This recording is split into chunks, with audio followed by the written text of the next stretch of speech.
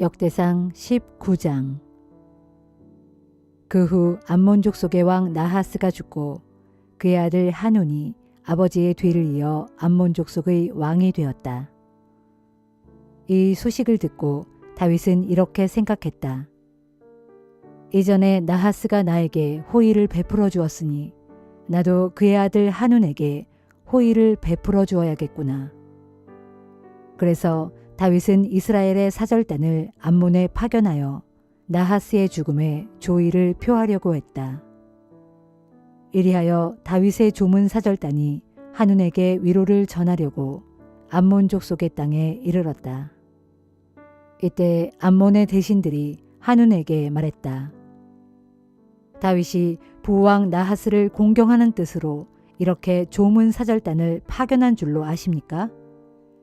분명 다윗은 이 나라를 엿보고 살펴서 장차 자기 손에 넣으려고 조문을 핑계삼아 사절단을 보낸 것이 아니겠습니까? 그러자 한우는 조문하러 온 다윗의 신하들을 붙잡아 수염과 머리를 모조리 깎고 또 양쪽 볼기가 드러나게 옷을 잘라낸 다음에 돌려보냈다. 사절단이 이스라엘에 닿기도 전에 그와 같은 소식이 다윗에게 전해졌다. 그러자 다윗은 그 일을 아주 수치스럽게 여기고 그들에게 전령을 보내어 말했다. 그대들은 여리고 성읍에 머물러 있다가 수염이 다시 자란 뒤에 궁중으로 돌아오도록 하시오. 한운과 암몬 사람들은 자기들이 다윗의 심기를 건드려 밉게 보였다는 것을 알고는 다윗과 전쟁을 치를 준비를 하였다. 그래서 그들은 아람 나하라임과 아람 마아가와 소바에게서 전차와 기마병을 고용하려고 1,000달란트의 은을 보냈다. 또 그들은 마아가 왕과 그의 군대뿐만 아니라 전차 32,000대도 고용한 후에 메드바 부근에 진을 쳤다. 이때 암몬 사람들도 전국의 성읍에서 모여들어 싸움터로 나왔다. 이 같은 소식을 듣고 다윗은 총사령관 요압에게 명령하여 군대를 이끌고 출전하게 했다. 암몬 군대는 자기들의 성문 앞에 진을 쳤고 그들을 지원하러 온 다른 왕들의 군대는 따로 들판에서 전투태세를 갖추고 있었다. 이스라엘의 총사령관 요압은 자기 부대의 앞뒤에 적의 진영이 쳐져 있는 것을 보고는 이스라엘의 모든 군사들 가운데 가장 용맹스러운 군사들만 가려뽑아서 아람 군대와 대치하게 했다. 나머지 군대는 자기 아우 아비새에게 맡겨 암몬 족속과 대치하게 했다. 그러고서 요압이 아비새에게 말했다. 만일 아람 군대가 나보다 강해서 내가 밀리게 되면 나를 얼른 도우러 와야 한다. 반대로 암몬 군대가 너보다 강해서 네가 밀리게 되면 내가 얼른 가서 너를 돕겠다. 마음을 굳게 먹고 용기를 내어라. 우리가 담대하게 싸워 우리 백성과 우리 하나님의 성읍을 지키자. 주께서 보시기에 좋게 여기시는 대로 이루어 주실 것이다. 마침내 요압이 정예 부대를 거느리고 아람 군대를 향해 용감하게 진격하자 아람의 군사들이 겁을 집어먹고 도망치기 시작했다. 이렇게 아람의 군사들이 패하여 도망치는 것을 본 암몬 군사들은 자기들도 요압의 아우 아비새에게서 도망쳐 자기들의 성읍 안으로 들어갔다. 그래서 요압은 이스라엘의 온 군대를 거느리고 예루살렘으로 돌아왔다. 아람 사람들은 자기들이 이스라엘에게 패한 것을 알고는 유프라테스 강 건너편에 있는 아람 족속들에게 전령을 보내 그들을 불러냈다. 그리하여 소바 왕 하다데셀의 군대 사령관 소박이 군대를 이끌고 출전하였다. 그 소식을 듣고 이스라엘 왕 다윗은 직접 이스라엘 모든 군대를 거느리고 요단강을 건너 아람 연합군의 진영 맞은편에 진을 쳤다. 다윗이 진을 친 것을 본 아람 연합군은 다윗을 공격하여 맞서 싸웠다. 그러나 아람 사람들은 이내 이스라엘에게 패하여 달아나기에 바빴다. 다윗은 부하들과 함께 아람 군대의 전차 7,000대를 부수고 아람 군대의 보병 4만 명을 죽였다. 이때 적의 총사령관 소박도 전사했다. 소바왕 하다데셀을 따라 출전했던 아람의 왕들은 자신들이 이스라엘에게 패했다는 것을 알고는 다윗에게 굴복하여 다윗과 평화 조약을 맺고 다윗을 섬기기로 했다. 그 이후로 아람 사람들은 더 이상 암몬 족속을 도우려고 하지 않았다.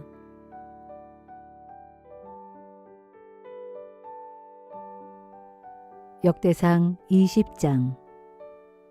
이듬해 봄 왕들이 다시 전쟁을 시작할 시기가 되자 이스라엘 군대의 총사령관 요압은 군대를 이끌고 나가서 암몬 족속의 군대를 무찌른 후에 수도 라빠를 포위했다. 그러나 이때 다윗 왕은 예루살렘에 남아 있었다. 요압이 라빠를 쳐서 마침내 그곳을 점령하자 다윗은 라빠로 가서 암몬 왕의 머리에서 금관을 벗겨 빼앗아 와서는 자신이 그것을 썼다. 보석이 박혀 있는 그 금관은 무게가 무려 1달란트나 되었다. 다윗은 또 라빠에서 수많은 전리품을 취했다. 또 다윗은 그곳 라빠 성읍의 주민들을 데려다가 톱질과 도끼질과 곡괭이질을 시켰다. 라빠 성읍의 주민들 뿐만 아니라 그 나라의 모든 백성들에게 이런 부역을 시켰다. 그런 후에 다윗은 이스라엘의 온 군대를 거느리고 예루살렘으로 돌아왔다. 그 후에 게셀에서 블레셋 족속과 전쟁이 벌어졌다. 그때 후사 출신 십부게가 블레셋의 거인 십배를 쳐 죽이자 블레셋 사람들이 항복했다. 얼마 뒤 블레셋 족속과 다시 전쟁이 벌어졌다. 이번에는 야일의 아들 엘하난이 나서서 블레셋의 가드 사람 라흐미를 쳐 죽였다. 라흐미는 블레셋 거인인 골리앗의 아우로 그 역시 배틀 용두머리만큼이나 굵은 창자루를 사용하는 거인이었다. 그 뒤에 또 가드 근방에서 이스라엘과 블레셋 간의 전쟁이 벌어졌는데 이번에도 블레셋 편에서 거인이 나타났다. 그는 손가락과 발가락을 각각 6개씩 모두 24개를 갖고 있는 무시무시한 거인이었다. 그가 앞으로 나와서 이스라엘 군대를 조롱하자 이스라엘 편에서 요나단이 나가서 그를 쳐 죽였다. 요나단은 다윗의 형인 시므아의 아들이었다. 이렇게 블레셋의 가드 성읍에는 거인족 속의 출신이 많았으나 모두 다윗과 그의 부하들에게 죽임을 당했다.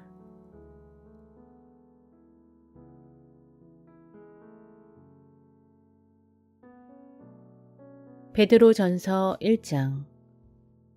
예수 그리스도의 사도인 나 베드로는 본도, 갈라디아, 갑바도기아, 아시아 및 비두니아 지역에 흩어져 살고 있는 나그네 된 형제들, 곧 하나님 아버지의 미리 하신 기쁘신 뜻에 따라 택하심을 받고 성령의 사역으로 거룩하게 되어서 예수 그리스도께 순종함으로써 그분의 피로 인해 구원함을 받은 여러분에게 이 편지를 씁니다. 하나님의 은혜와 평강이 여러분에게 더욱 풍성하기를 빕니다. 우리 주 예수 그리스도의 아버지 하나님께 찬양을 드립시다. 하나님께서는 헤아릴 길 없는 그 크신 자비하심으로 우리를 거듭나게 하시고 죽은 자들 가운데서 다시 살아나신 예수 그리스도로 말미암아 산 소망을 갖게 하심으로써 썩지 않고 더러워지지 않고 낡아 없어지지 않는 영원한 유업을 물려받게 해주셨습니다. 그 유업은 여러분을 위해 지금 하늘나라에 오이 간직되어 있습니다. 하나님께서는 마지막 때에 나타나도록 준비되어 있는 구원을 여러분들로 하여금 알게 하시려고 지금 여러분의 믿음을 통해 그분의 능력으로 여러분을 안전하게 보호해 주고 계십니다. 그러므로 여러분이 지금 잠깐 동안 온갖 시련 가운데서 어쩔 수 없이 고통을 당할지라도 진심으로 기뻐하십시오. 이런 시련은 여러분의 믿음이 얼마나 순결한가를 입증하기 위한 시험에 불과한 것으로, 그런 시련을 통해 여러분의 믿음은 비록 불에 의해 정련되더라도 결국엔 사라지고 마는 금보다 더 귀한 것으로 판명되어 마침내 예수 그리스도께서 오실 때에 여러분은 그분에게서 칭찬과 영광과 존귀를 얻게 될 것입니다. 여러분은 예수 그리스도를 한 번도 뵌 적이 없는데도 그분을 사랑하고, 지금 그분의 모습을 보고 있는 것이 아닌데도 그분을 믿으면서 말로 다 표현할 수 없는 영광스러운 기쁨으로 가득 차 있습니다.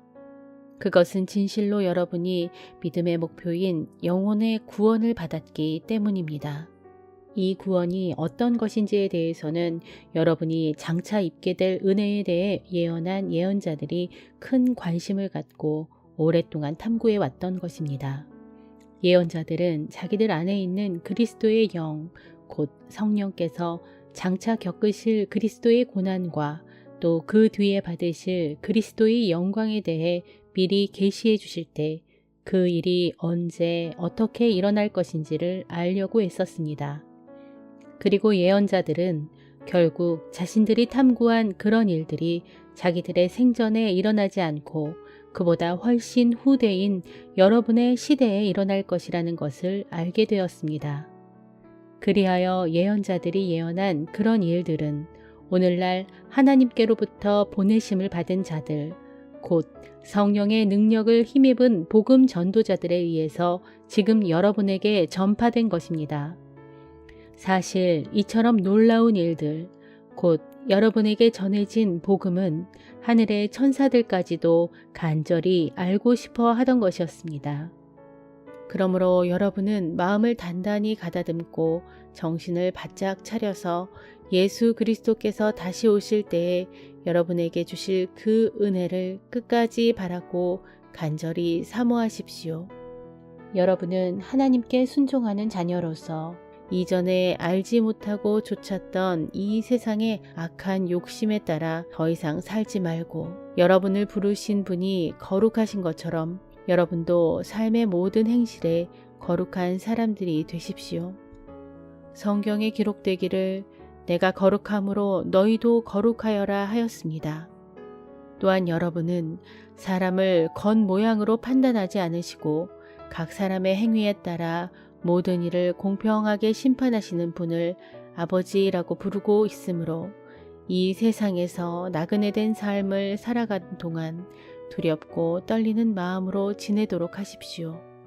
여러분도 이미 알고 있듯이 여러분이 조상들로부터 물려받은 헛된 생활 방식에서 해방되어 참된 구원을 받게 된 것은 은이나 금같이 장차 없어질 것들로 된 것이 아니라 오직 한 점의 죄도 없고 흠도 없으신 하나님의 어린 양이신 예수 그리스도의 보배롭고 고귀한 피로 된 것입니다.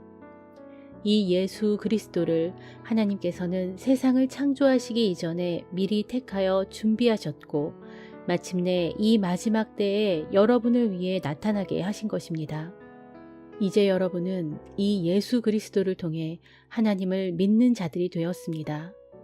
하나님께서는 예수 그리스도를 죽은 자들 가운데서 다시 살리셔서 그분에게 영광을 주셨으므로 여러분의 믿음과 소망은 온전히 하나님께 있습니다. 오늘날 여러분은 진리에 순종함으로써 자신의 영혼을 정결하게 하여 진심으로 형제를 사랑하기에 이르렀으니 순결한 마음으로 변함없이 서로를 뜨겁게 사랑하십시오. 여러분이 거듭 태어난 것은 이 세상에 썩어질 씨로 된 것이 아니라 썩지 않을 씨, 곧 언제까지나 영원토록 살아있는 하나님의 말씀으로 되었습니다. 기록되기를 모든 육체는 풀과 같고 그의 모든 영광은 들에 핀 풀의 꽃과 같도다. 풀은 이내 시들고 꽃은 쉬이 떨어지지만 주님의 말씀은 영원토록 있도다 라고 했습니다. 바로 이것이 여러분에게 전파된 기쁜 소식입니다.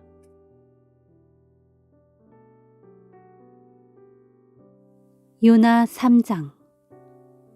주의 말씀이 요나에게 두 번째로 내렸다. 너는 일어나 저 큰 성읍 니느웨로 가라. 그리로 가서 내가 네게 일러준 말을 그곳 사람들에게 선포하라. 요나가 일어나 주의 말씀에 순종하여 니느웨로 갔다. 당시 니느웨는 아주 큰 성읍이어서 그 성읍의 둘레를 한 바퀴 도는데 걸어서 3일이나 걸렸다. 요나는 그 성읍으로 들어가서 하루 종일 돌아다니며 하나님의 말씀을 외쳤다. 니느웨 사람들이여, 40일이 지나면 이 니느웨 성읍은 멸망할 것이요. 그러자 니느웨 사람들이 하나님의 말씀을 믿었다. 그들은 금식을 선포하고 그들 가운데 가장 높은 사람에서부터 가장 낮은 사람에 이르기까지 모두 굵은 베옷을 입었다. 이 같은 소식이 니느웨 왕에게 알려지니 니느웨 왕도 자기 보좌에서 일어나 왕의 예복을 벗고 굵은 베옷을 입은 다음 잿더미 위에 앉았다. 그런 뒤 니느웨 왕은 자신과 대신들의 이름으로 니느웨 온 성읍에 칙령을 발표했다.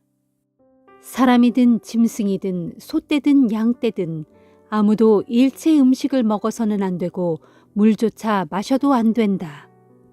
사람이든 짐승이든 모두 굵은 베옷을 입고 살려달라고 힘껏 주님께 부르짖어야 한다.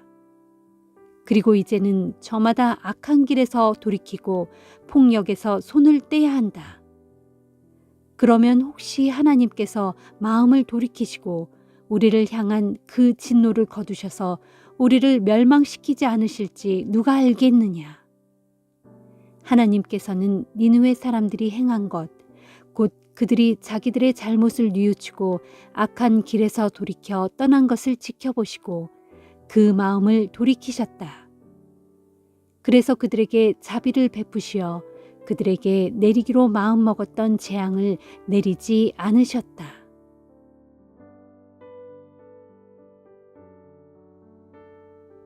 누가복음 8장. 그 후 예수께서 갈릴리 지방의 여러 도시와 마을을 두루 다니시면서 하나님의 나라를 선포하시고 복음을 전파하셨다. 12 제자도 예수와 늘 동행했다. 또 악령과 각종 질병으로부터 고침받은 몇몇 여인들도 함께 했는데 곧 7 귀신이 떨어져 나간 막달라 마리아, 헤롯 궁전의 살림살이를 맡은 청지기 구사의 아내 요한나, 그 밖에도 수산나를 비롯한 여러 여자들이 있었다. 그들은 자기들의 돈을 써가며 예수와 제자들을 따라다니며 섬기고 있었다. 여러 동네에서 많은 사람들이 모여들자 예수께서 비유를 들어 말씀하셨다. 한 농부가 밭에 나가 씨를 뿌렸습니다. 어떤 씨들은 길바닥에 떨어져 사람들의 발에 밟히기도 하고 새들에게 쪼아 먹히기도 했습니다. 어떤 씨들은 흙이 얕은 돌밭에 떨어져 싹은 돋아났지만 물기가 없어 말라버렸습니다. 또 어떤 씨들은 가시덤불 속에 떨어졌는데 가시나무들도 함께 자라 곧 그 숨을 막아버렸습니다. 그러나 어떤 씨들은 좋은 땅에 떨어져서 잘 자라나 100배의 열매를 맺었습니다. 이 비유를 들려주고 나서 예수께서 사람들에게 말씀하셨다. 들을 귀가 있는 사람은 알아들으십시오. 제자들이 이 비유의 뜻을 묻자 예수께서 말씀하셨다. 하나님께서 너희에게는 하나님 나라의 비밀을 알게 해주셨지만 다른 사람들에게는 허락하지 않으셨다. 그래서 다른 사람들에게는 이처럼 비유로 말함으로써 저들이 보아도 보지 못하고 들어도 알아듣지 못하게 하려는 것이다. 이 비유의 뜻은 이러하다. 여기서 씨는 하나님의 말씀이다.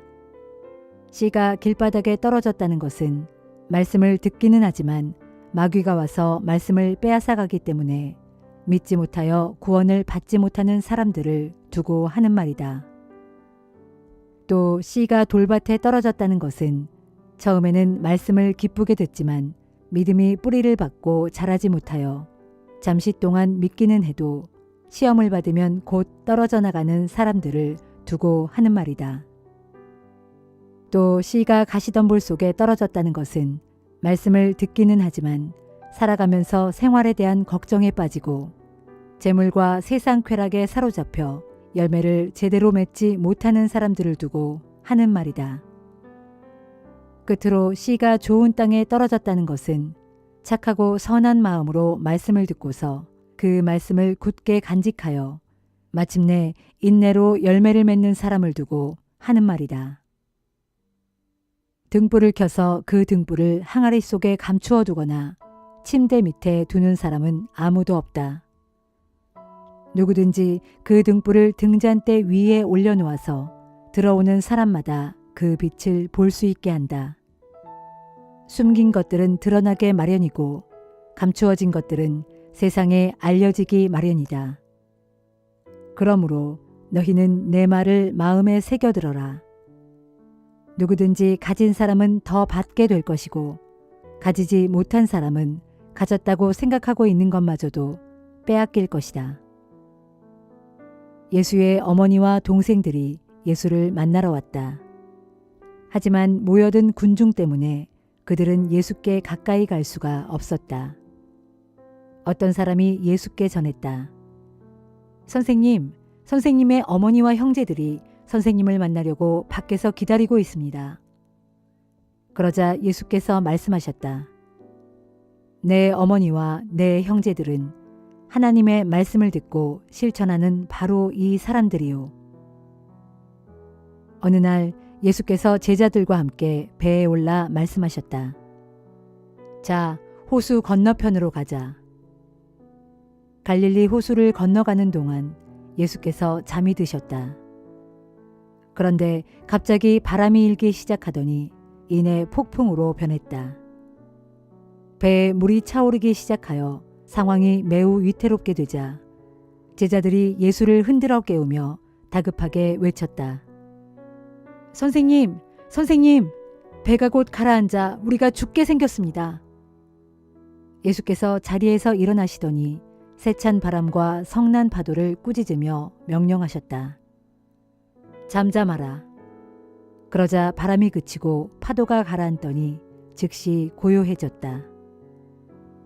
그런 뒤 예수께서 제자들에게 말씀하셨다.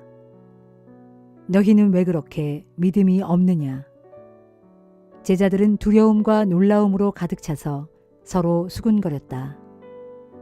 도대체 이분은 누구시기에 성난 바람과 바닷물조차도 순순히 복종하는가? 예수 일행이 갈릴리 호수를 건너 호수 맞은편에 있는 거라사 지방에 닿았다. 예수께서 배에서 내리실 때 그곳에 사는 귀신 들린 사람과 마주쳤다. 이 사람은 오랫동안 귀신에게 사로잡혀 옷도 입지 않고 집도 없이 무덤 사이에서 살고 있었다. 그는 예수를 보자 비명을 지르며 예수 앞에 엎드리더니 크게 외쳤다. 아, 지극히 높으신 하나님의 아들 예수여, 저를 어떻게 하시렵니까? 제발 저를 괴롭히지 말아주십시오. 그것은 예수께서 이미 악한 귀신더러 그 사람에게서 나오라고 명령하셨기 때문이었다. 사람들이 쇠사슬과 쇠고랑으로 그를 단단히 묶어놓아도 그 사람은 수시로 귀신에게 강하게 사로잡혔기 때문에 그것을 모두 끊어버리고 광야로 뛰쳐나가곤 했다. 예수께서 그에게 물었다. 네 이름이 무엇이냐? 그러자 그 사람 속에 있는 귀신들이 대답했다. 군대입니다. 마치 군대처럼 수많은 귀신들이 그 사람에게 달라붙어 있었기 때문이었다. 귀신들은 지금 당장은 자기들을 지옥으로 보내지 말아달라고 예수께 계속 빌었다. 마침 그곳과 가까운 산기슭에 노아기르는 돼지떼가 있었다. 귀신들이 그 돼지떼를 보고 자기들을 그 돼지들 속으로 들어가게 해달라고 간청했다. 예수께서 허락하시자 귀신들은 그 사람에게서 우르르 몰려나와 돼지들 속으로 들어갔다. 그러자 돼지들이 갑자기 산비탈을 내리 달리더니 몽땅 호수에 빠져 죽고 말았다. 이 광경을 보고 되지치던 사람들이 가까운 읍내와 마을을 다니면서 그 사실을 알리고 다녔다. 마을 사람들은 무슨 일이 일어났는지 보러 나왔다가 귀신 들렸던 그 사람이 옷을 입고 멀쩡하게 예수의 발 앞에 조용히 앉아 있는 것을 보고는 모두 크게 겁에 질렸다.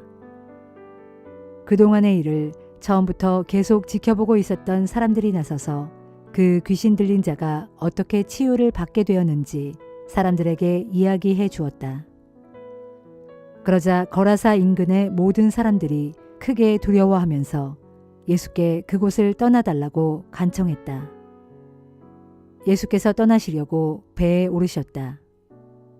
귀신 들렸던 사람이 자신도 함께 따라가게 해달라고 청했지만 예수께서는 그를 돌려보내시며 말씀하셨다.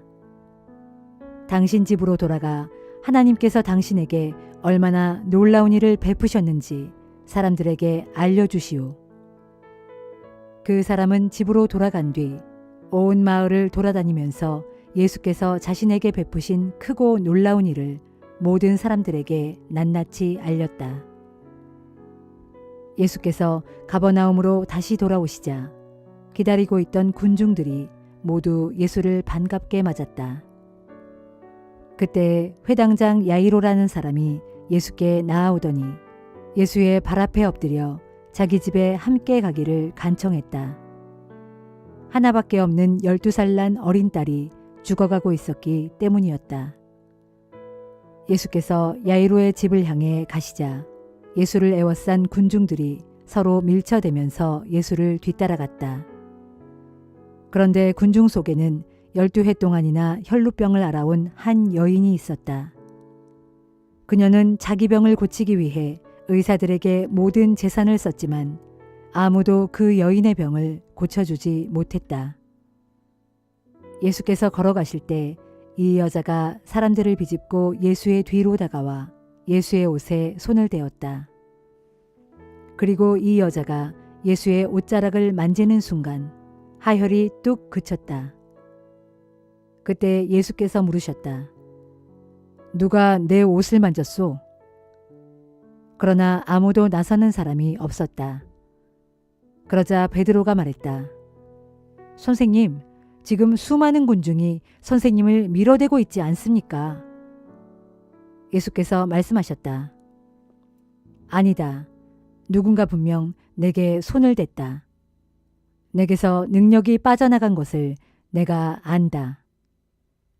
그 여자는 더 이상 숨길 수 없다는 것을 알고는 두려워 떨면서 예수 앞에 나아가 엎드렸다. 그런 뒤 자신이 예수의 옷을 만진 이유와 병이 즉시 나은 사실을 말했다. 그러자 예수께서 그 여자에게 말씀하셨다. 딸이여, 당신의 믿음이 당신을 낫게 하였소. 안심하고 평안히 가시오.